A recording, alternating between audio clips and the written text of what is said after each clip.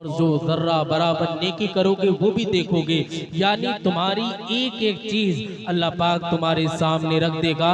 ऐ कैसरपुर का जवान, ऐ कैसरपुर का बूढ़ा, ऐ कैसरपुर का बच्चा, ऐ कैसरपुर की औरत, ऐ कैसरपुर का मालदार, ऐ कैसरपुर का गरीब, ऐ कैसरपुर का गोरा, ऐ कैसरपुर का हसीन। यानी एक एक के सामने अल्लाह पाक उसके किए हुए करतूत को सामने रखेगा। हदीस पाक में आता है कि मैदान महशर जिस दिन अल्लाह पाक अव्वलीन व आखिरीन को जमा करेगा, जिस दिन अल्लाह पाक एक एक आमाल का बदला अता फरमाएगा। इन्नल अबरारा लफी नईम, इन्नल फुज्जारा लफी जहीम। जिस दिन नेकूकार जन्नत में जाएंगे और बदकार जहन्नम में जाएंगे, अल्लाह पाक एक एक के बारे में बताएगा। देख ये है तेरे वो काले करतूत जो तू कैसरपुर में कर रहा था। तू समझ रहा था मेरी ताकत है, मेरा ओहदा है, मेरी जवानी है, मेरी दौलत है, और तू गरीबों को मजदूरी की चक्की में पीस रहा था। तू गरीबों पर जुल्म कर रहा था, गरीबों की जमीनें हड़प रहा था, गरीबों की मेड़े काट रहा था, गरीबों को नाजायज सता रहा था, गरीबों से कर्जा लेकर के उनके ऊपर जुल्म तशद्दुद करके उनकी जमीनें खा रहा था। देख ये तेरे काले करतूत है। मेरे दोस्तों, अल्लाह पाक एक एक को जमा करेगा। जरा गौर करो, उस दिन एक एक के बारे में पूछा जाएगा। ये तेरे काले करतूत है, तेरे सामने रख दिए गए हैं। मेरे दोस्तों, अल्लाह पाक कुरान अजीम में इरशाद फरमाता, जहां पर सब लोग होंगे, ऐ गौसे पाक का जिक्र सुनने वालों, गौसे पाक जब तकरीर किया करते तो आपकी तकरीर से जनाजे उठते। गौसे पाक जब बयान करते तो लोगों के दिल खशियत इलाही से फट जाते। गौसे आजम जब तकरीर करते लोग इतना रोते कि गश खाकर जमीन पे गिर जाते। मगर आज क्या बात है, उलमा चीख चीख तकरीर कर रहे मगर कोई नमाजी नहीं बन रहा। उलमा चीख कर तकरीर कर रहे मगर कोई ताड़ी नहीं रखा रहा। आज उलमा इतनी मेहनत कर रहे, इतनी मशक्कत कर रहे, लेकिन महफिल के अंदर कोई बदलाव नहीं है। अब दो बातें हैं, या तो हम में इस लियाकत नहीं रही कि हम तुम्हारे सीनों में इश्क रसूल भर सके, या तो तुम इतने गुनाह कर सके हो, इतने गुनाह कर करके काले हो गए दिल कि तुम्हारे ऊपर कोई नेकी असर नहीं कर रही, कोई कहीं भी बात तुम पर नक्श नहीं हो रही है। गौसे आजम बयान करते और इस कदर बयान करते, ऐ लोगों दुनिया में रहोगे तो इज्जत के साथ रहना, नबी अलैहिस्सलाम की सुन्नतों पर अमल करना, तब ये दुनिया तुम्हारे लिए नेकी की दावत देगी। ये अल्लाह पाक ने दुनिया दारुल अमल बनाई। यहाँ जो करेगा अल्लाह पाक उसका बदला मैदान महशर में देगा। अगर आज मजदूरी की चक्की में पिस रहे हो, अगर आज गरीबी में काट रहे हो तो परेशान मत होना, गरीबी में काट जाओ, मजदूरी की चक्की में पिस जाओ, मगर अल्लाह के बनकर अपनी जिंदगी गुजार दो। अल्लाह की इज्जत की कसम, जब मर के कब्र में जाओगे मुस्तफा कहेंगे फरिश्तों ये मेरा गुलाम है, इसे जन्नत में जाने दो। नारे तकबीर, नारे रिसाला, जश्न गौसुल वरा, मसलके आला हज़रत जिंदाबाद। आज बहुत से लोगों का एतराज है, हजरत क्या करे। मैं लखीमपुर एक जगह जलसे में गया, एक शख्स मेरे पास आया, ये मैं अपनी बात बता रहा, ये मैं मुशाहदी तकरीर कर रहा आपके सामने।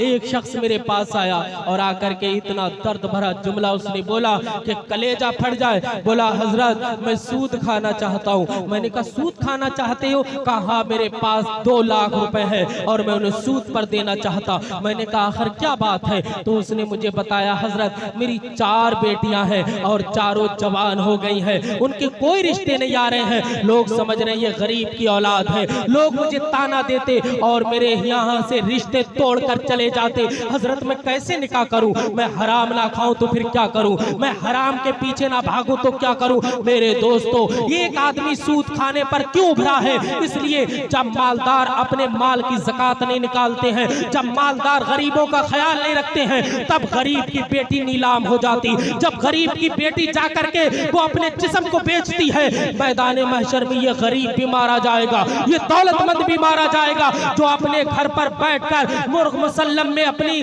ज़बान तर करता रहा और उसके पड़ोस में भूखा सो गया, उसके पड़ोस में जवान लड़कियां तड़प रही थी। मेरे दोस्तों, ये दुनिया दारुल अमल है। यहाँ जो अच्छा करेगा उसे मैदान महशर में उसका बदला मिलेगा। अल्लाह पाक का अटल फैसला है, जर्रा बराबर नेकी का भी बदला है, जर्रा बराबर गुनाह का भी बदला है। आओ मैं आपको बताऊं, आज दुनिया में मुश्किलात है, दुनिया में हादसात हैं। आज देखते हो हर इंसान है, जहाँ जाने कितनी मौतें हो रही हैं, कितने जनाजे उठ रहे हैं। ये उलमा किराम जानते हैं कैसे कैसे अड़ियल जवान चले गए जो ये कहा करते मैं बहुत साल तक जीऊंगा, लेकिन आज वो कब्रिस्तान में जाकर के आराम कर रहे हैं और उनकी कब्रें भी आज वीरान हो गई हैं, उनकी कब्रों के नामो निशान मिट गए हैं। ये दुनिया की हकीकत है, ये दुनिया का अंजाम है। ऐ कैसरपुर में जिंदगी बसर करने वालों, ऐ कैसरपुर में नमाजें छोड़ने वालों, ऐ कैसरपुर में बदयांती करने वालों, ऐ कैसरपुर में जुल्म सितम करने वालों, आज तुझे अपनी ताकत पर घमंड हो सकता, आज तुझे अपनी दौलत पर घमंड हो सकता, आज हो सकता किसी की गरीब की फरियाद तेरे कान तक ना पहुंचे, आज हो सकता कि किसी गरीब की आहे तेरे दिल को ना दहला सके, लेकिन वो दिन दे जिस दिन का नाम अल्लाह पाक ने यौमुल कारिया रखा, जिस दिन का नाम अल्लाह पाक ने यौमुल हक रखा, वो कयामत का दिन, वो सवा नेज़े पर सूरज और वो इंसान एक दूसरे से भागते हुए यौम यफिरुल मरउ मिन अखीही व उम्मिही व साहिबतिही व बनीही, जिस दिन सब एक दूसरे से भागते होते। जरा गौर करो और मेरी तकरीर ऐसा समझो जैसे हम लोग मैदान महशर में हैं, अल्लाह अल्लाह एक एक नेकी के लिए तड़प रहे हैं, एक एक नेकी के पीछे भाग रहे हैं। मेरे दोस्तों, गरीबों के माल में अपना हक ना जमाओ, बल्कि अपने माल में गरीबों का हक रखो। जालिम का बहुत दर्दनाक अंजाम है, जालिम को बहुत शिद्दत की सजा दी जाएगी। मेरे दोस्तों, आओ इस वाक़े की रोशनी में तुम्हें सब कुछ मिल जाएगा। बनी इसराइल का दौर है, हजरत मूसा अलैहिस्सलाम का दौर है। हजरत मूसा अलैहिस्सलाम के दौर में एक आदमी बड़ा ही अमीर था, बड़ा ही दौलतमंद था। इतनी दौलत थी कि वो शुमार नहीं कर सकता, इतने बंगले थे कि वो शुमार नहीं कर सकता। तरह तरह की आशाइश, हर तरह का आराम, हर तरह का चैन है। एक दिन अचानक उसे पता चला कि उसे इतना गंभीर मर्ज हो गया कि अब उसे बचना नामुमकिन है। डॉक्टरों ने बता दिया तेरा बचना नामुमकिन है। एक दोस्त आता और दोस्त कहता है, मेरे दोस्त तू बड़ा अच्छा इंसान है, तूने पूरी जिंदगी अच्छाई में गुजारी, मैं तुझे एक मशवरा देता हूँ। इस दौर में हजरत मूसा अलैहिस्सलाम है, हजरत मूसा अलैहिस्सलाम अल्लाह के नबी हैं। अल्लाह पाक ने उन्हें ये पावर इख्तियार दिया, अगर उन्होंने तेरे लिए दुआ कर दी तो अल्लाह पाक तेरे इस मर्ज से तुझे शिफा अता कर देगा। जा तू हजरत मूसा की बारगाह में चला जा। ये शख्स अपने घर आया, क्योंकि इसे पता चल गया था कि मुझे मरना है। गोया इस दौर का जो कैंसर है कि कैंसर जब 3rd डिग्री पर पहुंच जाए तो पता चलता अब इंसान का बचना बहुत ही मुश्किल है, अब ये मर जाएगा। अब उसे भी महसूस होता, ये इंसान बार बार सोच रहा अब मैं मर जाऊंगा। ये घर में आता, इसकी बीबी ने इससे कहा कि जब तुम ये चाहते हो कि तुम मर ही जाओगे, लेकिन इससे पहले तुम एक काम करो, हजरत मूसा के पास चले जाओ। इसने कहा एक मेरे दोस्त ने भी मुझे मशवरा दिया, मैं उस दोस्त की बात पे अमल करता। ऐ मेरी शरीके हयात, आप मुझे रुखसत कीजिए। शरीके हयात ने भीगी पलकों से उसे रुखसत किया। वो अपने घर से निकला, कदम है कि ऐसा लग रहा पुलसिरात पर चल रहा। आज अजीब कैफियत है, हर तरफ लोगों का हुजूम होता। आज बेचारा तने तनहा हजरत मूसा अलैहिस्सलाम के पास जा रहा। ऐ मूसा मेरे लिए दुआ करो ताकि अल्लाह पाक मेरे मर्ज से मुझे शिफा अता फरमाए, मेरी उम्र को लंबा कर दे। ये इंसान घर से रवा दवा है, चलता चला जा रहा। ऐ कैसरपुर के सांस भी आहिस्ता से लेना, क्योंकि मेरी तकरीर का मकसद सिर्फ और सिर्फ यही रहता ताकि उम्मत के अंदर कोई बदलाव आए। मैं ऐसी महफिल में तकरीर करना पसंद करता जहां सन्नाटा हो। मैं ये चाहता हूं कि उलमाए किराम भी वहां वहां दाद दे दे जहां जहां उनका हक है, वरना अगर पूरा मजमा खामोश रहे तो मुझे और ज्यादा अच्छा लगता है, क्योंकि यहाँ पर बड़े बड़े अकाबिर, बड़े बड़े उलमाए किराम बैठे हैं। आओ मैं आपको बताऊं, हजरत मूसा अलैहिस्सलाम से ये बाहर चला और ये चलते चलते हजरत मूसा अलैहिस्सलाम की बारगाह में पहुंचा है। हजरत मूसा अलैहिस्सलाम ने इसे देखा, इसने हजरत मूसा अलैहिस्सलाम को देखा, एकदम ये रोने लगा। हजरत मूसा अलैहिस्सलाम ने इससे कहा क्यों रो रहा है? इसने कहा हुजूर मेरे पास बहुत माल है, मेरे पास बहुत दौलत है, लेकिन हजरत मुझे अल्लाह पाक ने ऐसा मर्ज दिया है कि उस मर्ज का कोई इलाज नहीं है। हर किसी ने मुझे बता दिया कि मैं जल्द ही मर जाऊंगा। आप मेरे लिए अल्लाह से दुआ करें, अल्लाह पाक मेरी उम्र को लंबा करे और मेरे मर्ज में शिफा अता कर दे। या अल्लाह मुझे लंबी उम्र दे दे। हजरत मूसा अलैहिस्सलाम ने उस पर नजर डाली और आपने इरशाद फरमाया सवेरे का सूरज निकलने से पहले पहले तू मर जाएगा, तू इस दुनिया से इंतकाल कर जाएगा। जब इसने ये दिल चीरने वाला जुमला सुना, एकदम इसे अपने बीबी बच्चे याद आने लगे, एकदम इसे अपना घर बार याद आने लगा। इसलिए कि इंसान अपने लिए नहीं जीता, कभी उसे बेटी का चेहरा याद तो कभी बेटे का चेहरा याद, कभी बीबी के लिए जीता। जब इंसान की शादी हो जाती वो अपने लिए नहीं जीता। इसलिए नौजवानों गौर करो, अपने माँ बाप का अदब एहतराम बहुत करो, इसलिए कि वो अपने लिए नहीं, वो तुम्हारे लिए जीते हैं। बाप का अगर उंगली कट जाए और बेटे का उंगली का एक थोड़ा सा हिस्सा कट जाए तो बाप अपनी उंगली कटवा लेगा, मगर बेटे का थोड़ा हिस्सा कटने नहीं देगा। इस कदर की मोहब्बत वालिदैन के दिल में होती है। अब बार बार इसे याद आ रहा है, या अल्लाह मेरे बाद मेरे बेटे तो यतीम हो जाएंगे, मेरे बेटे तो बेयारो मददगार हो जाएंगे, उनका कोई पुरसाने हाल नहीं होगा, उनसे कोई मोहब्बत करने वाला नहीं होगा। क्योंकि वो जानता है दुनिया की रीत ऐसी है, जब तक माँ बाप जिंदा है, जब तक रिश्तेदार भी आते, और जब वालिदैन का इंतकाल या बाप का इंतकाल हो जाए तो रिश्तेदार भी पूछने के लिए नहीं आते। ऐसे कितनों को मैं जानता हूँ जिनके माँ बाप इंतकाल कर गए, आज वो यतीमी की चादर ओढ़े घूम रहे और उनका कोई पुरसाने हाल नहीं है, कोई उनकी खबरगिरी करने वाला नहीं है। मेरे दोस्तों, जब इसने इतनी बात सुनी कि हजरत मूसा ने भी मुझसे कह दिया कि अब तुम नहीं जियोगे और सवेरे का सूरज निकलने से पहले पहले इंतकाल कर जाओगे,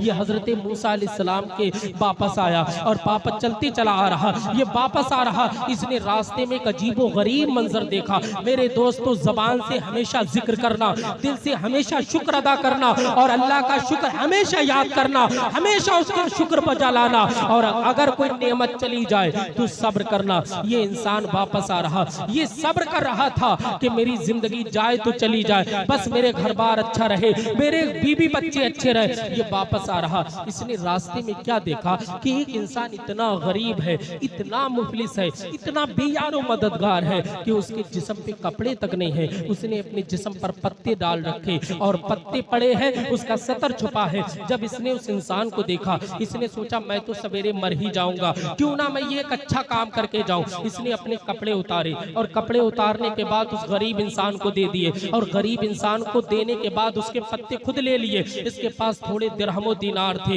इसने दिरहमो दीनार रखे, अपने कपड़े उसे दिए और उसके पत्ते अपने लपेट करके ये चलने लगा। अब बार बार ख्याल आ रहा, यार मैं तो मर ही जाऊंगा, ये अच्छा काम करके क्यों ना चला जाऊं। ये अच्छा काम करके ये जब वहां से चला और ये अपने घर की तरफ चलता रहा, कहीं रो रहा, कहीं मासूम बच्चे याद आ रहे, कभी बीबी याद आ रही है कि सवेरे मर जाऊंगा। अल्लाह अकबर, जिस इंसान को पता हो कि सवेरे मर जाऊंगा तो उसकी कैफियत किस कदर डरावनी और किस कदर दहलाने वाली होगी। ये इंसान आ रहा है, रास्ते में कब्रिस्तान पड़ता है, इसने कहा कि लाओ कब्रिस्तान को देख लिया जाए। जब इसने कब्रिस्तान को देखा तो क्या देखता है, एक 8 साल का बच्चा कब्र पर बैठ करके रो रहा। इसने जब बच्ची को रोती हुई देखा तो इसने कहा, बच्चा ये क्यों रो रहा। ये कब्रिस्तान के अंदर गया, वो वीरान कब्रें, वो बोसीदा कब्रें, वो धसी हुई कब्रें, वो टूटी हुई कब्रें, वो उखड़ी हुई कब्रें, वो एक एक कब्र इबरत का निशान बनी है और एकदम इससे कह रही है तू भी आएगा।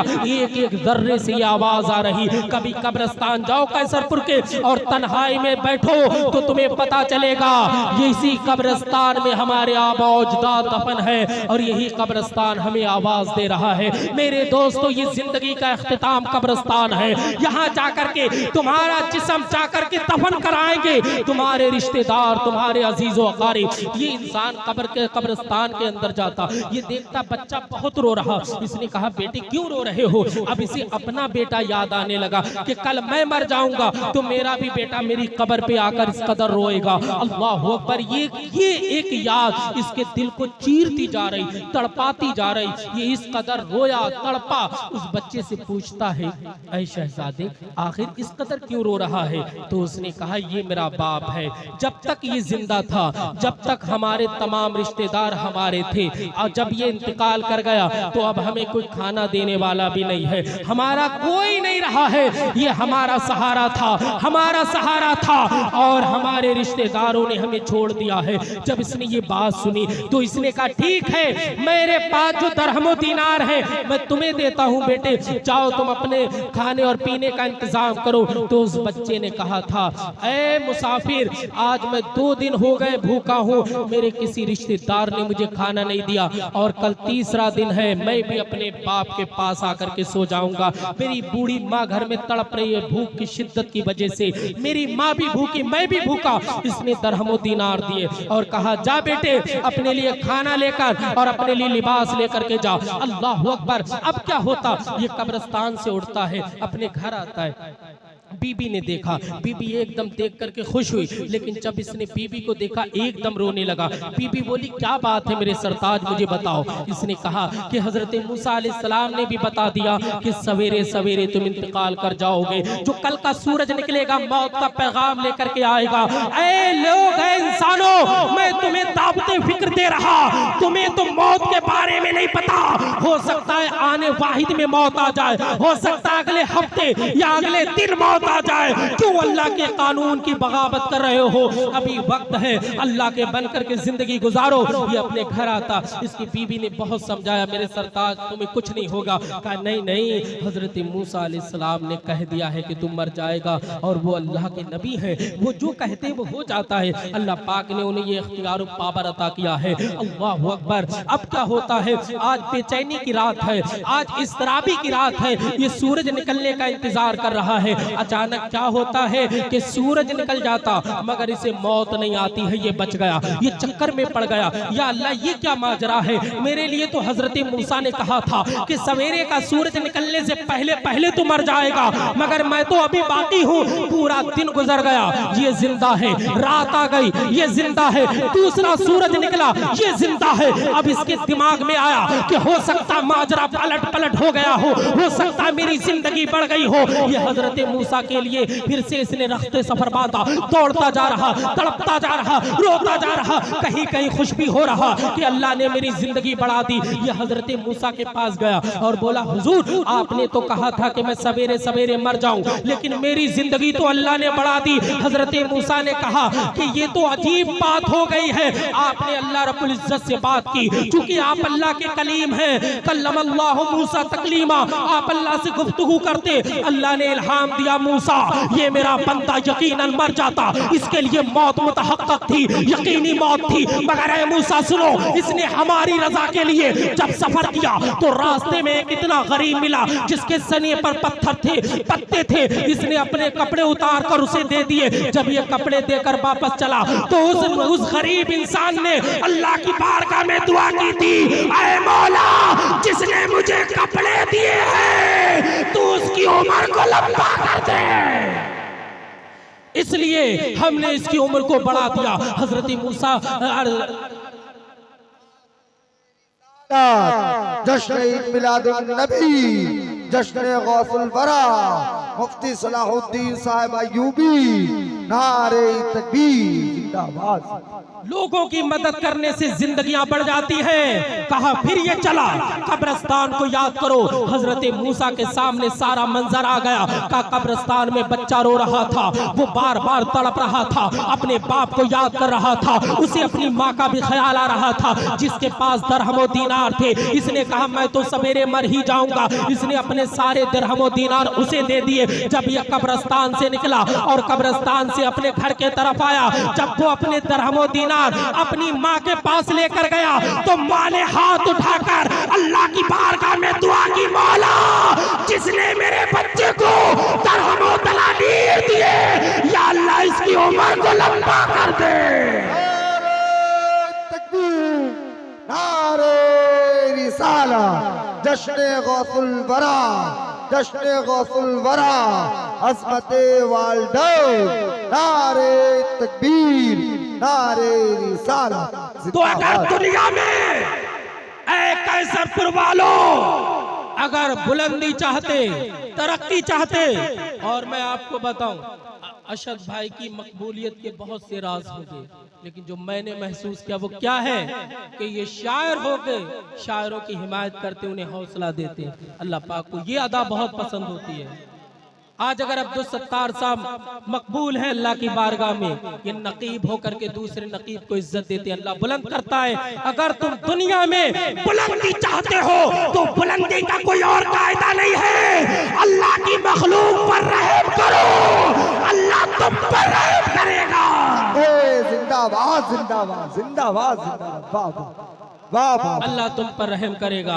अगर आलिम चाहे कि लोगों के दरमियान मेरी इज्जत हो तो वो दूसरे उलमा की तारीफ करे, अल्लाह पाक उसकी तारीफ लोगों की जबान पे जारी फरमा दे। ये कायदा है। और मैंने जितने बुलंद लोग देखे, मैंने बड़ाओं ने आजिज देखा। तो अगर कोई आज कैसरपुर पे जुल्म कर रहा है गरीबों को सता रहा है, वो भूल गया मेरे रब का कानून है, मेरे रब का फरमान है। अल्लाह फरमाता है वमताज़िल यौमा अय्युहल मुजरिमून, उस दिन अलग अलग कर दूंगा, अलग अलग। आज मजदूरी की चक्की में पिसकर अपने घर वालों को चलाने वाला और एक हराम की खा करके महल बनाने वाला, क्या दोनों का हिसाब एक हो जाएगा? नहीं। आज देखो देखो देखो, यजीद जालिम ने इमाम हुसैन का पूरा खानदान शहीद कर दिया। उनकी लाशों पे तक घोड़े दौड़ा दिए। जुल्म और सितम की ऐसी दास्तान रकम की जालिम ने कि किसी को नहीं छोड़ा। खवातीन पर भी उसने जुल्म सितम किए, बच्चों को भूखा प्यासा रख करके शहीद किया और फतेह के जश्न में शराब पी रहा।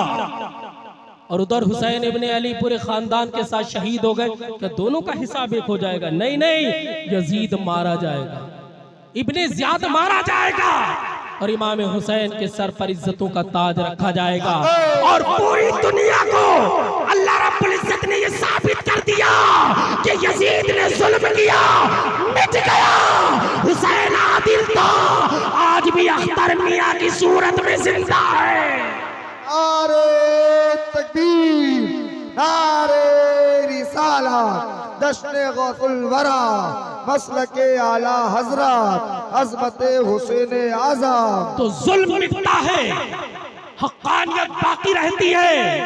आज तुम्हें कोई यजीद नहीं मिलेगा, यजीदी नहीं मिलेंगे, मगर अख्तर हुसैन, नजीर हुसैन और रहबर हुसैन तुम्हें बहुत मिल जाएंगे, नबी की आल तुम्हें बहुत मिल जाएगी। और एक बात बताऊं, इमाम हुसैन ने जो आखिरी पैगाम करबला में दिया है वो क्या पैगाम है? नमाज। मैं हाथ उठाऊं तो तुम में से कितने ऐसे लोग हैं जो फजर के टाइम हल लेके खेत में तो चले जाते हैं लेकिन नमाज को ऐसी छोड़ देते हैं, और इसलिए फजर में जाते हैं ताकि दूसरे की मेड़ ज्यादा काट सके। आज भी ऐसे लोगों को इतना ताज्जुब होता है कि पूरे घर का, पूरे खेत का अनाज क्या उसी 2 इंच मेड़ में ही रखा है।